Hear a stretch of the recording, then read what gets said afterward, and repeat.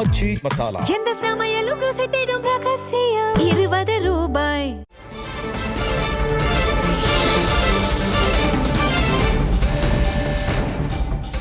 திருச்சி கிழக்கு தொகுதியில் வேட்புமனு தாக்கல் செய்ய பரப்புரை வாகனத்தில் தாவிக தலைவர் விஜய் செல்கிறார். அந்த காட்சிகளை பார்க்கிறோம்.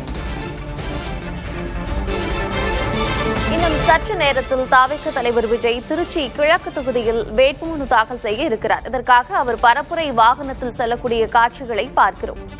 2026 சட்டமன்ற தேர்தலில் 2 தொகுதிகளில் தாவிக தலைவர் விஜய் போட்டியிடுகிறார். பெரம்பூர் தொகுதி மற்றும் திருச்சி கிழக்கு தொகுதியில் விஜய் போட்டியிடுகிறார். ஏற்கனவே பெரம்பூருக்கான வேட்புமனு தாக்கல் செய்யப்பட்ட நிலையில் இன்று திருச்சி கிழக்கு தொகுதிக்கான வேட்புமனுவினை தாக்கல் செய்கிறார் தாவிக தலைவர் விஜய். அதற்காக அவர் பரப்புரை வாகனத்தில் செல்லக்கூடிய காட்சிகளை பார்க்கிறோம்.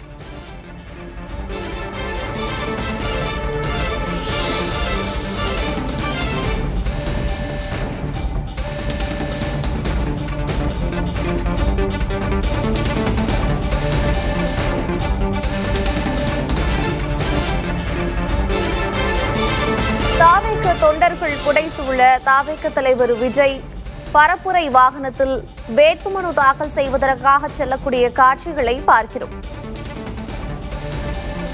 அதனைத் தொடர்ந்து அவர் பரப்புரையில் ஈடுபடுவார் என்றும் தெரிவிக்கப்பட்டிருக்கிறது.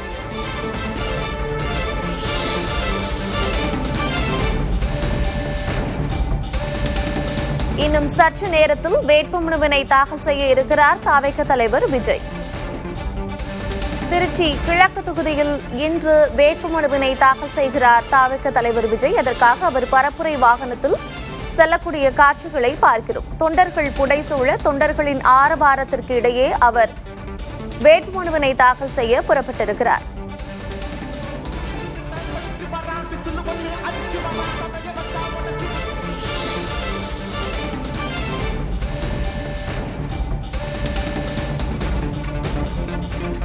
தாவேக கொடிகளை கையில் ஏந்தியவாறு தொண்டர்கள் பின்னால் செல்ல முன்னே செல்கிறார் தாவேக தலைவர் விஜய். தொண்டர்களிடம் வாங்கிய தாவேக கொடியை கழுத்தில் ஏந்தியபடி பரப்புரை வாகனத்தில் வேட்புமனுவினை தாக்கல் செய்வதற்காக சென்று கொண்டிருக்கிறார்.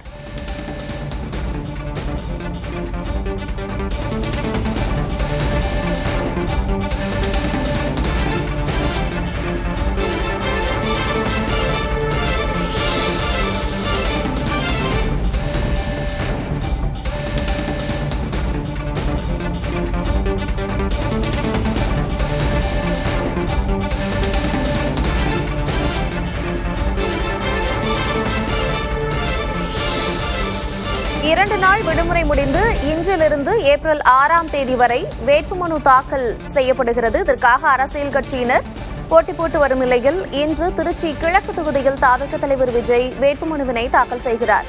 அதற்காக சென்னையிலிருந்து அவர் புறப்பட்டு திருச்சி சென்றார். இந்நிலையில் அங்கு பரப்புரை வாகனத்தில் வேட்புமனுவினை தாக்கல் செய்வதற்காக புறப்பட்டு சென்று கொண்டிருக்கிறார். இந்த காட்சிகளை பார்க்கிறோம்.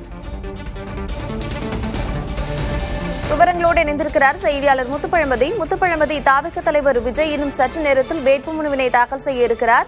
வழிநெடுக அவருக்கு தொண்டர்கள் ஆரவாரமாக உற்சாகமாக வரவேற்பு அளித்து வருகிறார்கள். என்ன கள நிலவரம்? இன்னும் எவ்வளவு நேரத்தில் வேட்புமனு தாக்கல் செய்ய இருக்கிறார் விஜய்?